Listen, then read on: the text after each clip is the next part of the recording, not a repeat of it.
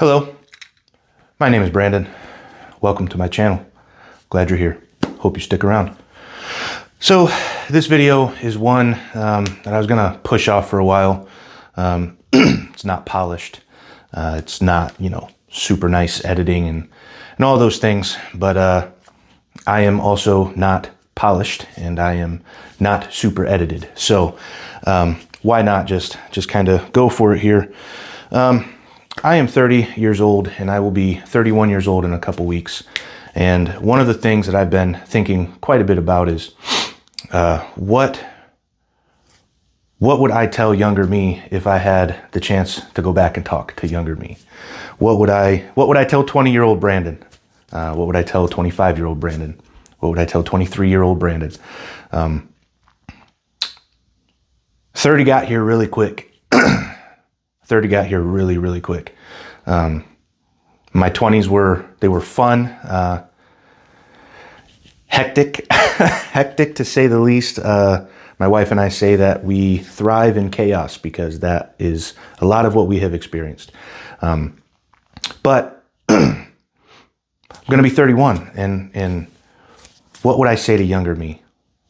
What, maybe not necessarily advice, but being on the other side of it, being, 10 years after 20 years old,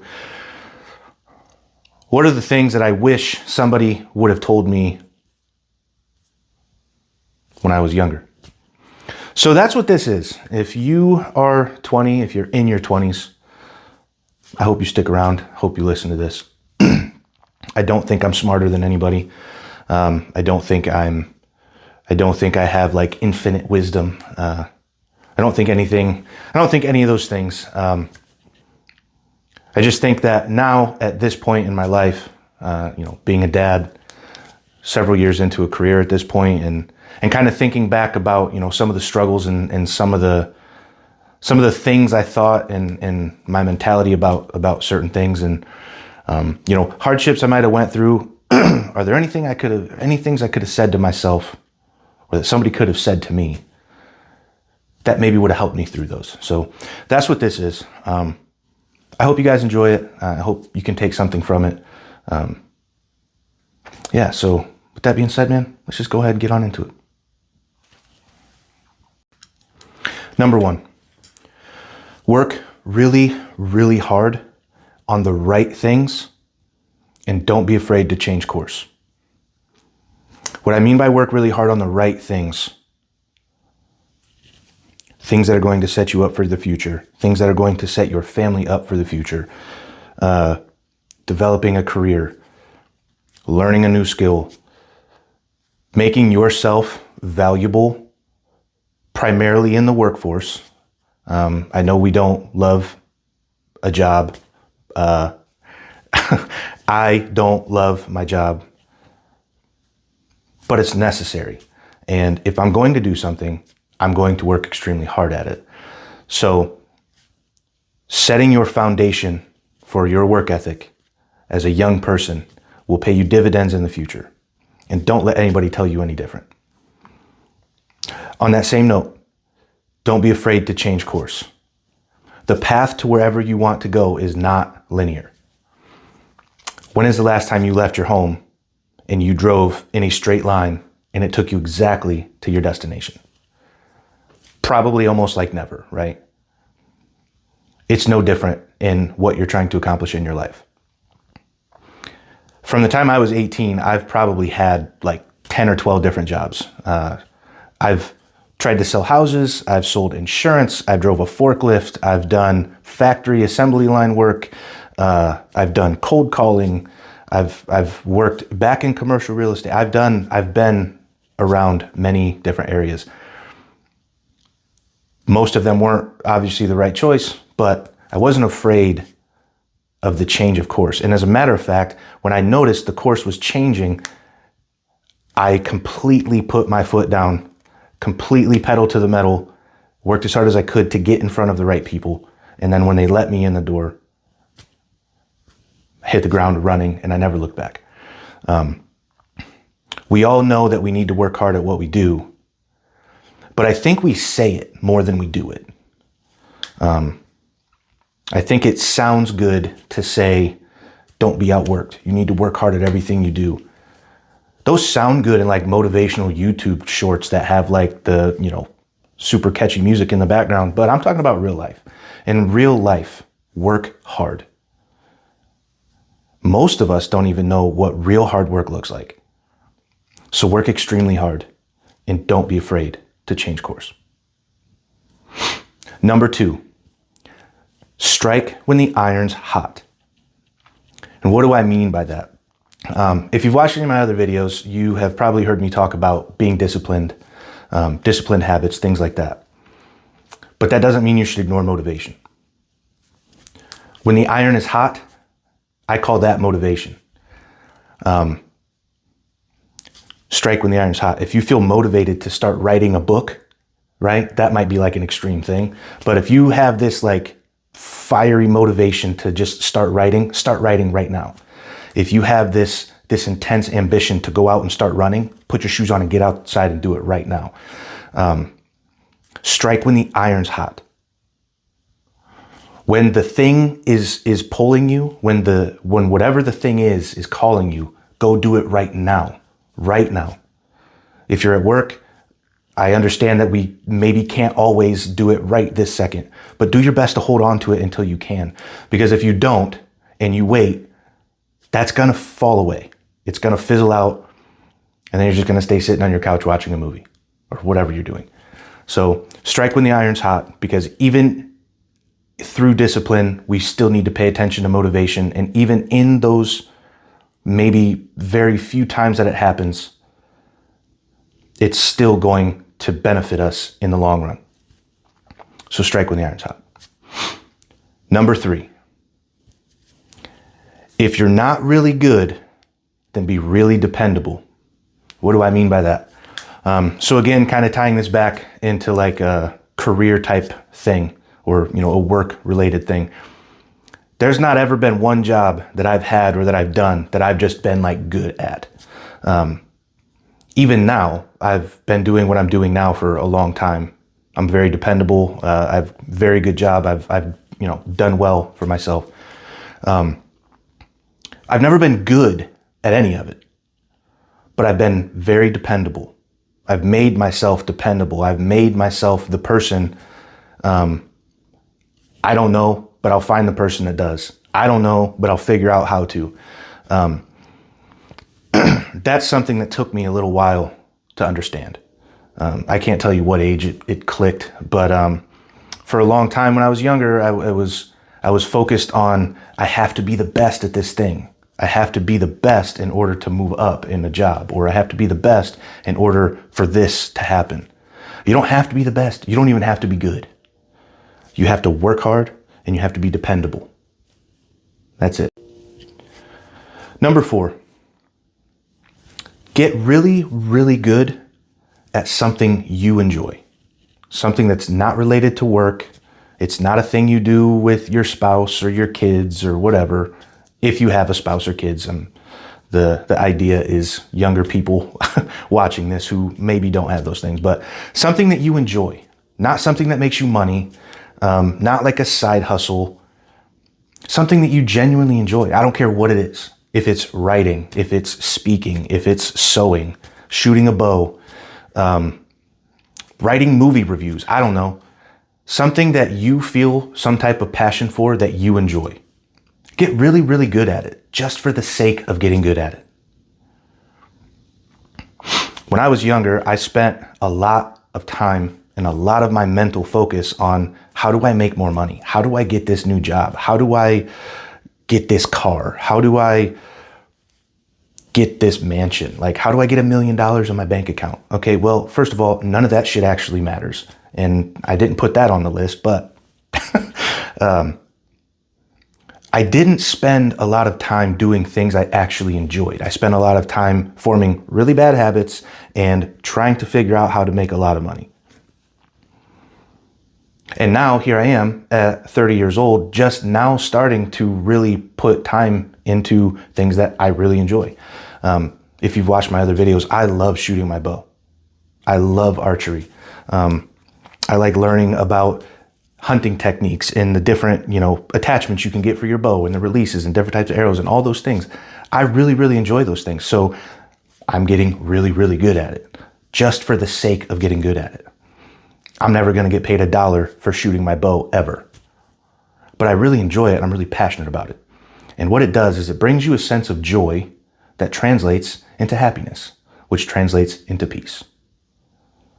And if you can find peace, you've kind of won.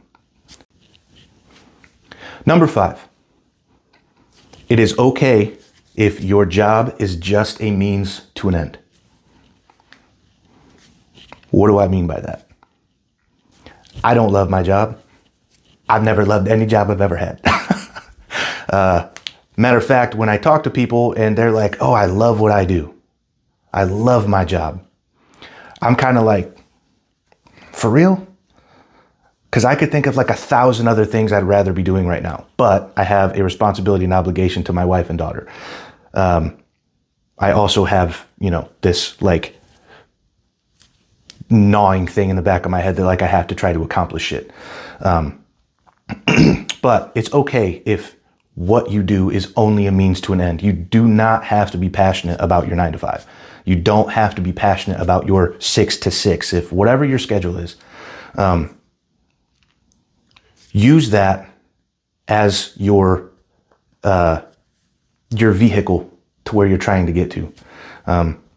For me, and again, you're probably going to hear me say that a lot because I can only speak to my experiences and to my ambitions. For me, I am trying to build something that will allow me to spend my time how I want. I like making these videos. I like talking. I like to write. I like to feel like I've contributed something to the larger audience. Sitting here at the desk doing contract management, that doesn't really do a lot for me. It pays the bills, and is allowing me to pursue things that I want and allows me, flexibility and these positive things out of it. But for me, this is a means to an end. I'm working really hard at it and I'm trying to do a really good job and I'm trying to be dependable and those things that I spoke about, previously. But for me, it's not a passion. I don't have like this desire to be like, I love this so much. I want to take it and like create my own business from it. So don't worry if that's the same case for you. When I was younger, I spent so much time trying to, rather than like look for what I was passionate about, I was trying to make myself passionate about whatever I was doing. And all that was doing was making me miserable. Have you ever been passionate about like cold calling insurance? No, that sucks.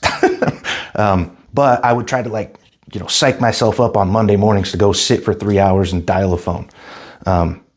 Obviously that's like kind of an extreme example because nobody probably loves that. But I spent so much time trying to like make myself love the thing I was doing rather than recognizing that it's like, if I do this thing and I do it long enough, it will eventually allow me to do this thing that I really want to do. That took me like longer than it should have to understand. And nobody really told me that, which there's probably people that are a lot smarter than me watching this video that are like, why would anybody need to tell you that? Hard-headed, dude. I don't know. Get in my own way, story of my life. But your job can be just a means to an end. You do not have to love what you do. You don't even have to like what you do. But don't let it be in vain. Use it in pursuit to where you're trying to get to. Number 6. I don't know if I've been numbering these along the way, but number 6. Be patient with yourself and trust the process. Now, this one's a little bit different because I have been told this one a lot. I was told this one a lot when I was younger, when I was in those like sales environments, right? Trust the process, trust the process. You hear that all the time, but when I was younger, I'm like, man, what the hell does that mean? Trust the process. The more important part of that though is be patient with yourself. When I was in my early 20s, and even now, I still have to remind myself of it now. Anything that's worth it is going to take time, okay? It's going to be difficult. It's going to take time. You're not going to like start your job on Monday and then by Tuesday morning, you're like super success.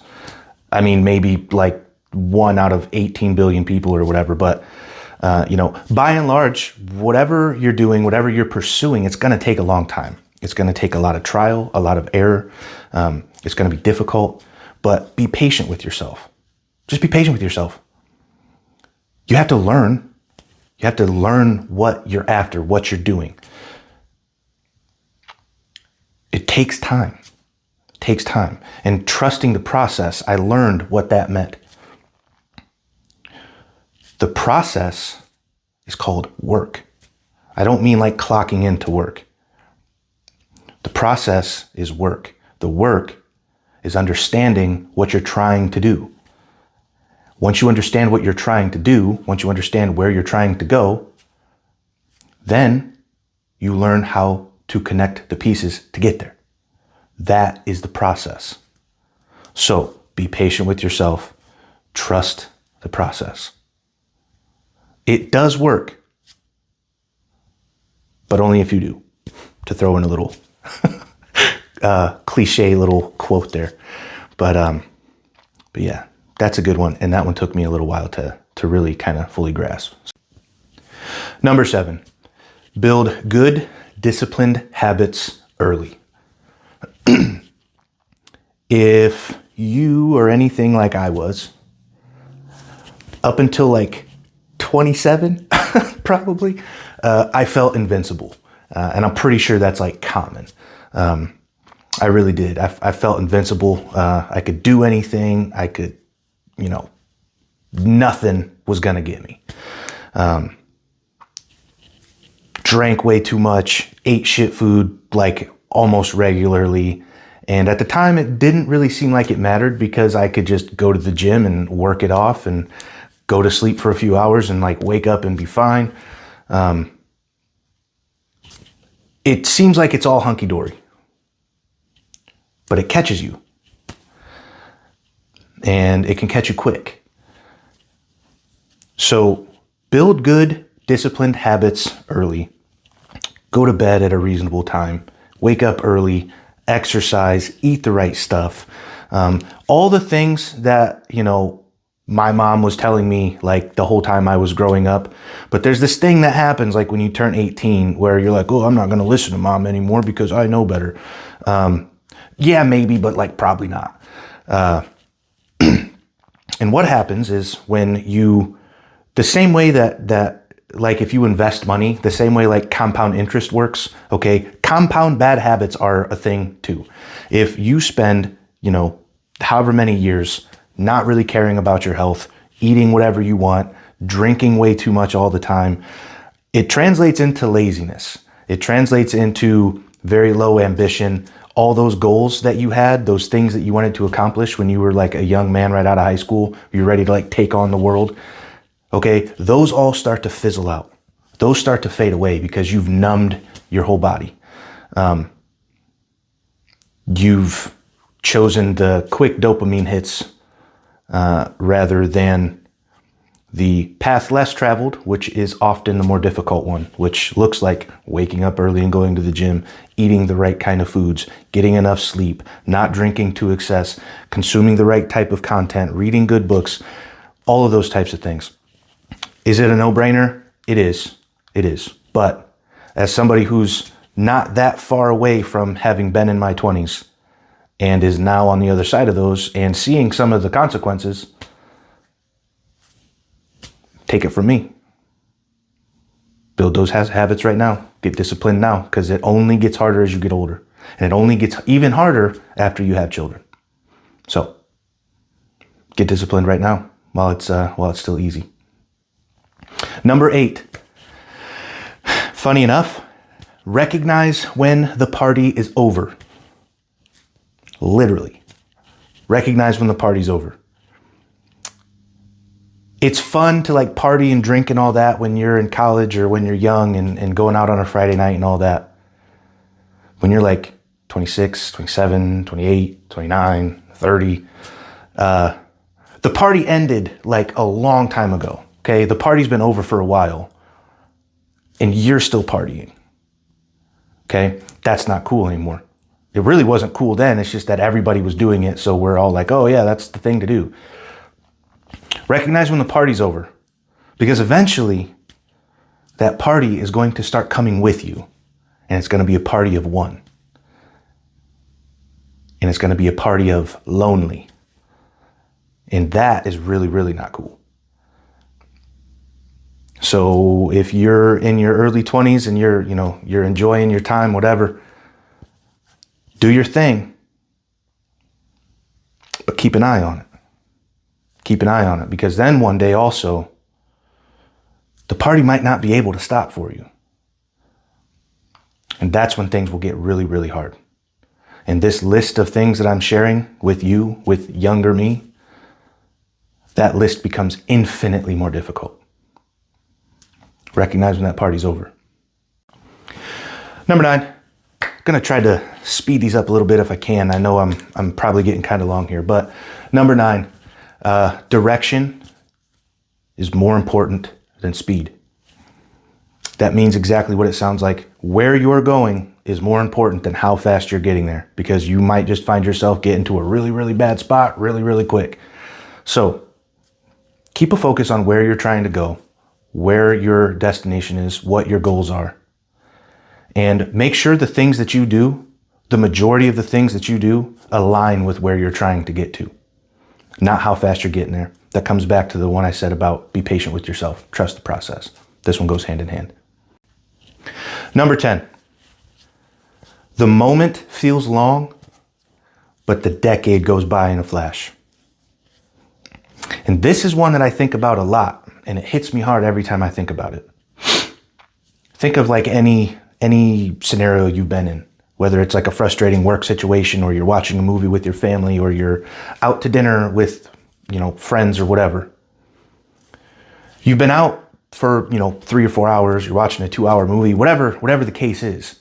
In those moments, that movie feels really long. That dinner party feels like it's lasted a long time. You went on a trip with your girlfriend or whatever, playing outside with your kid. Those moments, the evening might seem long, the day seems long. But when you're 30 and you're thinking back, you're like, man, I went like that. 10 years gone, 10 years just like that. And then you think about the individual moments you had within that 10 years. And you can put yourself back in some of those situations, some of those scenarios, be like, man, this thing felt like it was never going to end. This thing felt like it was just always going to be what it was.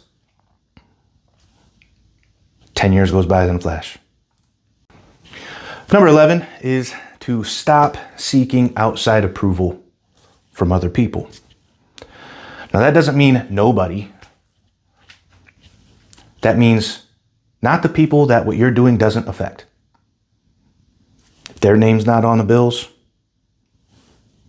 their name's not on the car title, they're not putting groceries in your fridge, you don't need their approval.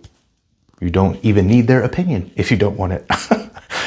So pursue the things that you want to pursue. Pursue them when and how you want to pursue them. Because chances are the people critiquing you haven't pursued what you're trying to accomplish.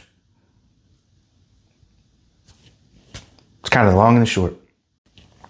So I don't know if we're on 12 or 13. Probably just going to stop numbering them at this point. But the next one, and this one also took me a little while. Understand that in every scenario, we have 2 voices in our head. And usually the one that talks first is the one that you should not listen to. The one that talks first is the one that you should not listen to. At least for me. And again, this is if I was talking to younger me, or even people that might relate to a younger Brandon. A good example, a nice example to share. I set an alarm at 4 a.m. so I can get up and go to the gym. That's early. That sucks. Nobody wants to get up that early. When that alarm goes off, as soon as I wake up, the very first thing that pops in my head, the very first voice is shut that off, go back to sleep. I got to wrestle with that voice for a couple minutes until I can get the other guy to start talking and be like, no, get up, you got shit to do. Okay. And for me, it's like that with like a lot of stuff, and it always has been like that. So maybe this doesn't apply to everybody. I don't know. But I know for me, for younger me, and for folks like me, two voices. The first one that talks, fight him off. The next one is confidence is built by being who you say you are and doing what you say you're going to do. I'm not talking about like arrogant, douchebaggy type confidence and like being cocky and thinking you're the shit and stuff like that. I'm talking about being confident in you, in who you are, in what you are. That comes from building a stack of proof that you are who you say you are and that you do what you say you do. That confidence will translate into self-esteem. Self-esteem or self-worth, it's how you think about yourself. It's how you view yourself. It's how you talk to yourself in your head or when nobody's around. Don't confuse the two. Make sure you're doing the things that you say you're going to do, and make sure you are the person that you say that you are. And develop rock solid self-confidence, because really that is going to be kind of pivotal. It's really hard to get very far when you don't have any of that and when you have low self-esteem. I have had both of those, suffered, I don't like to use that word, but suffered from both of those for like a really long time. So I'm proud of how far I've come. I'm proud of what I've been able to accomplish despite those things. And it's only been in the last probably couple years that I've really started to like understand, how do you become confident? What is confidence? How do you get it? Do they sell it at the store?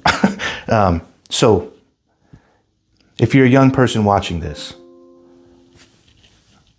also have a job, because, that is what pays the bills, which is the noise you're hearing back there. But if you're a young person watching this, understand where confidence comes from and what it really is, and that it's pivotal and important for you to become who you want to be and to get where you want to get to. The next one, and we're almost done, but I do appreciate everybody who's stuck around up to now. But the next one, in my opinion, it's really important. And a little bit of what I've even been doing in this video is take time to reflect on where you came from, on how much you've accomplished.